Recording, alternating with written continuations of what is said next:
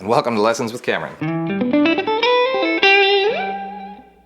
Today we're going to talk about the Minarik Medusa. This is a super custom model. There is only one quite exactly like it, though there are about 9 others that are very similar, just running with different necks or some different options color-wise and things like that.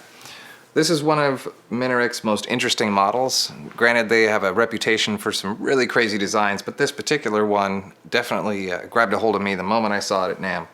So we're going to talk about mainly just kind of what it's built of, and then we're going to do some play tests, run it through some different pedals, some different scenarios, different styles of music, and see what we can pull out of this thing.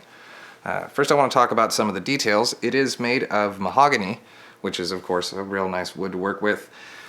It is neck through, so it goes all the way through back here. We've got some heavy-duty Grover sealed tuners. The front of the guitar, we've got a 2-piece stop tail bridge, so it's a lot like what you're going to see in a Gibson Les Paul. This is actually kind of what I prefer as far as bridges go. They're really stable, really steady, stay in tune really nicely. Then we've got a couple of what's marked as tone perfect pickups here. These are some Minarik special stuff here. And as we look around the outside, there's some really gorgeous abalone binding that runs the entire body and actually comes off the edge of the body and inside the blade here. Inside the conch style coil, we also have another set of this abalone inlaid across. On the neck is the Pharaoh's Curse neck. There were a total of 20 Pharaoh's Curse necks made. 19 of them were put on the Diablo model guitar, and one of them was placed on a Minarik Medusa, and that's where this Medusa happens to have the Pharaoh's Curse neck. It's just basically a series of inlays. My other Medusa, also a custom, has just trapezoidal inlays. Real nice, doesn't affect the playing, but this is just a nice touch. Also, you'll notice there's binding that runs the entire side of the body, side of the neck. It's got abalone dot inlays on the side, which is kind of a really nice touch. It's just one of those nice appointments. It's like wood trim on the dash. It just looks great when you look down. On the headstock, you've got a bunch more of this abalone. There's got to be quite a few shellfish on this thing. You've got high gauge tuners, meaning that they are a larger tuner. So as you turn these keys here, you're actually going to have to turn them a little further to go the same distance. It makes fine tuning a whole lot easier. Also, these soapstone tuners are just a wonderful touch, and I'd order them on every guitar, but they're kind of pricey. So let's give it a listen. We've got the 3-position switch here. I've got down for bridge, I've got in the middle for bridge and neck, and for the neck pickup all the way up. For clean channel, I kind of like to stick to the neck pickup. It's got a lot more warmth.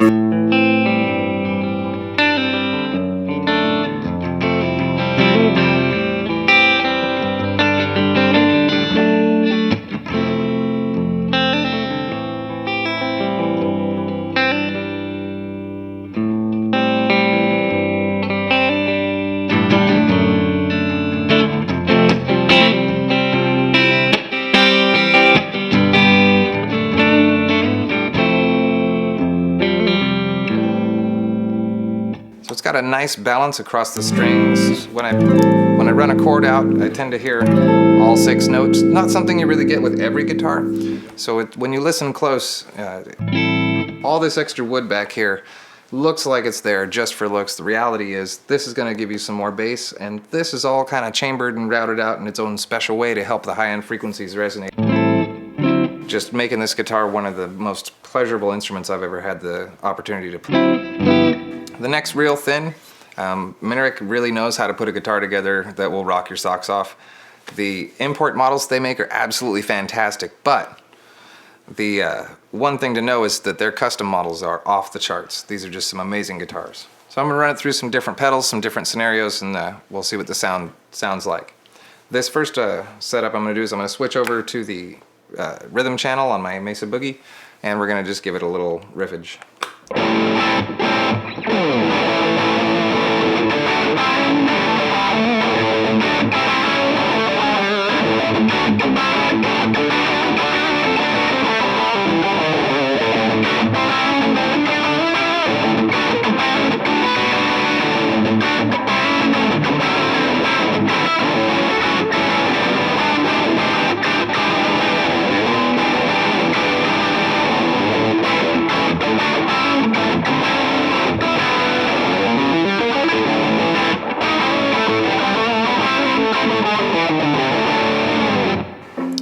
Now let's change it up to pedal distortion. This is the full tone plimsoll.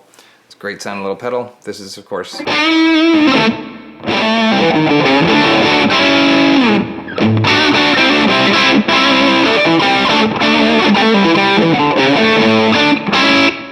going to go back to that in-house distortion. Love that Mesa Boogie. I'm going to flip it over to the neck pickup so we can kind of just get some perspective on why I'm not really using it. I tend to avoid these neck pickups when the distortion's on. It just gets a little muddy, a little cloudy. I'm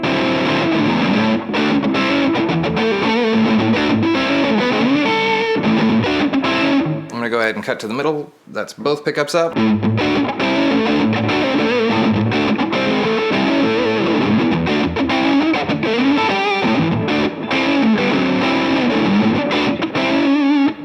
Alright, so let's crunch it back out.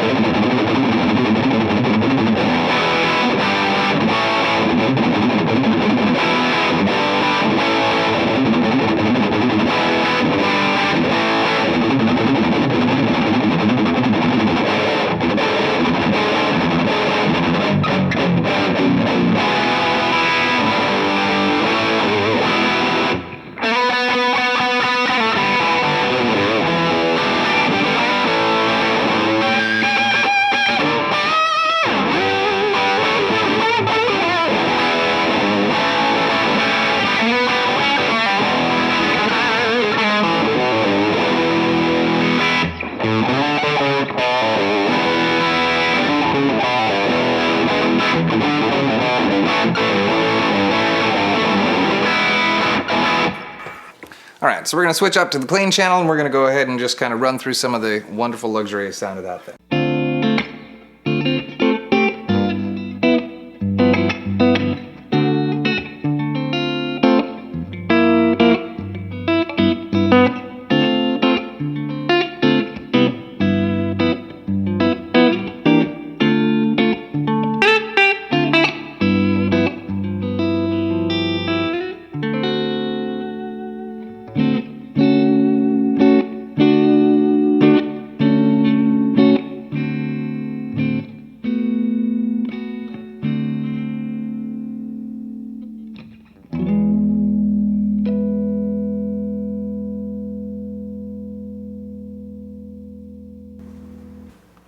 That pretty much is a little bit of what you can do with this thing. Really, to be quite honest with you, these guitars are really expensive and they are absolutely worth it. And it's very few times that I'm going to run across a product that I think actually is worth the money when it's worth, when it costs a whole lot. The Gibson, kind of the same deal. The Fender, the same deal. Really, every guitar is unique in its own way. I use different ones for different reasons and a price tag never makes the decision for me. Make sure that you only go as far as you can hear the difference. If this Minarik Medusa doesn't sound better to you than, say, I don't know, the BC Rich Warlock, then save yourself the several $1,000s and just buy a couple Warlocks. Call it a day. So remember, it's all about your ears and your wallet. They have to communicate. If you can't hear it, it's not worth it. Thanks for tuning in. Make sure you check out our other videos. I got run-throughs on most of the other guitars in my stable, and we'll just go ahead and go from there. Thanks for tuning in. Make sure you subscribe.